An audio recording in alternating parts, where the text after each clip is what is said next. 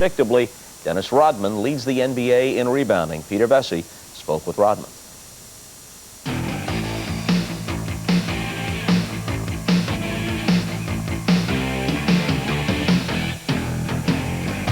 When did you first get attached to rebounding? When did you first know that this was going to be your identity?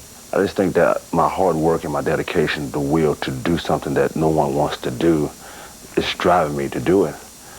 You know, I don't have to do it, but what's driving me inside is making me do what I'm doing today. What is it? I don't know. Come on, Dennis, if you don't know, I don't know. who are we going to ask? I really don't know. I really don't know. I just think that you know, you got a lot of hard-working people in the world that go out there and just to survive and just to get a little bit to be satisfied. And I think that's the same way I go that same road these people are doing every day. I go out there and do a job for 2.5 hours and make a lot of money, but I don't take that for granted, because if it wasn't for basketball, I'd be doing what they're doing today. You're definitely consumed with rebounding. You admit that. Oh, yeah. Is there anything that you want more than a rebound? I like to be in the trenches, being among the dinosaurs underneath there. I like to bump heads with the bulls that's running in Rome and things like that. You know, I like to get in that tumble and the blood, sweat, and tears, if they want to call it. And I want to be in the mix of everything. I want to be in the battlefields. I want to be in the front line, so Michael Jordan, Scottie Pippen, Steve Kerr, Kukoc, and all those guys can be free to do what they want to do. Were you upset that you didn't make the All-Star team? No, I wasn't upset. I Don't lie to me now. I mean, I work hard. I represent the hard-working people in the world. That's what I represent, because I have tattoos. My hair is colored. What color is it now, then? Take a look. Oh, of course it's orange or yellow, whatever you want to call it. And they don't look at me like that. They look at me that I'm a time bomb waiting to go off, but they don't understand something. I'm a lot smarter. I'm one step beyond. What is going on that's making you angry, that's making you ferocious, react the way you do?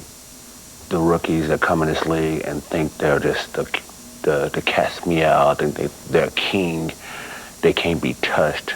Anybody in particular? No, it doesn't matter. If you think that you're all that and you're all this, come on, Jerry Stackhouse. You know, he wants to sit up and say, well, oh, this game is too easy. I can kick Michael Jordan's butt. Okay, I think Michael Jordan got 50-something on him, and all of a sudden, you haven't heard a word from Jerry Stackhouse. You know, I just can't stand that, because when I first came here, we came to play basketball the way it should be played. Today, it's not like that. Everybody thinks that because you're on the Bulls, you know, that you're being influenced in such a positive way by Jordan and Phil Jackson. Phil Jackson is a man that pretty much lets you deal with your situation if you're mature enough, wise enough, and have a lot of zen in your blood. And I think that he feels that I have all of those qualities, and he just let me be who I want to be.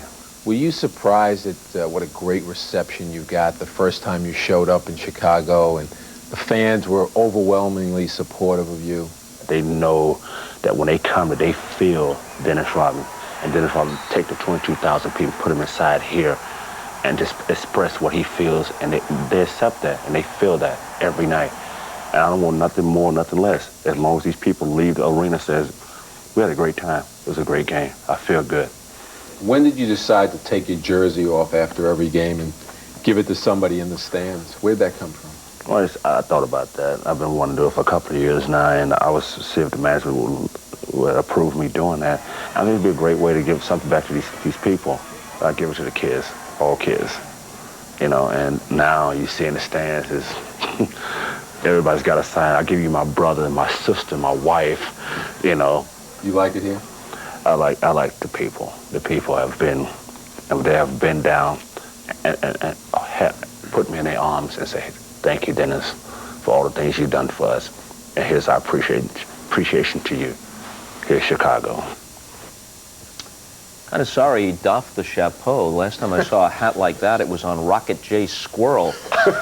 A recent cover in Sports Illustrated said, is he the best rebounder ever? Or asked that question. Where do you think he ranks? That was a pretty strong question, Bob. I guess if I were going to put together a short list, I would have Wilt Chamberlain at the top with Bill Russell. You know, both of them had years in which they averaged over 20 rebounds a game. Nate Thurman, high teens. Then you got Moses Malone, and I guess Elvin Hayes, Truck Robinson, two of those guys who were forwards.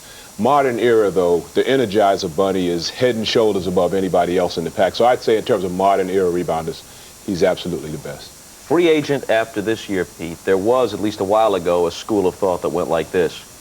Rent him for this year because he's playing for a contract, new situation. We had Game 6 back in Chicago. You just knew